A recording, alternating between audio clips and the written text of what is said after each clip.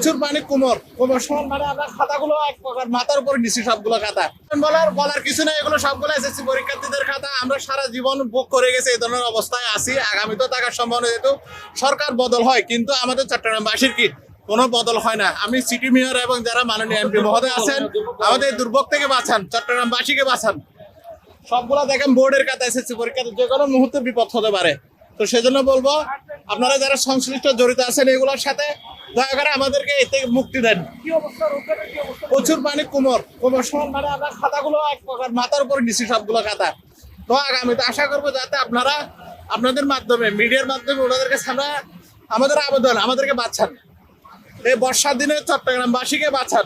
Extreme মশার coil plant fibre দিয়ে তৈরি, ডেঙ্গু চিকুনগুনিয়া বাহি সহ যে কোনো মশার বিরুদ্ধে দেয় এক্সট্রিম সুরক্ষা। দেখেন এক কোমর পানির মধ্যে আমরা পরীক্ষার খাতা নিয়ে যাচ্ছি, কোনো উপায় নাই না, কোনো উপায় নাই। কি অবস্থা?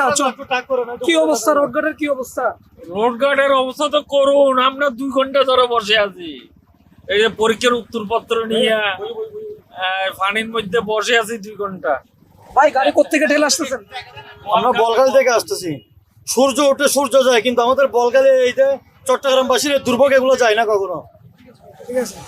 আর ঠিক যতটুকু দেখছিলাম যে এসএসসি পরীক্ষার খাতা এই গাড়ি করে নিয়ে যাওয়া হচ্ছিল, এবং তারা আসলে যেটি বলছিলেন যে এই দুর্ভোগের কোনো শেষ নেই। চট্টগ্রামে প্রতি বছর বৃষ্টি হলেই এই ধরনের জলাবদ্ধতা চিত্র দেখা যায়, এবং এই যে ভোগান্তি সেটি থেকে কোনো পরিত্রাণ নেই।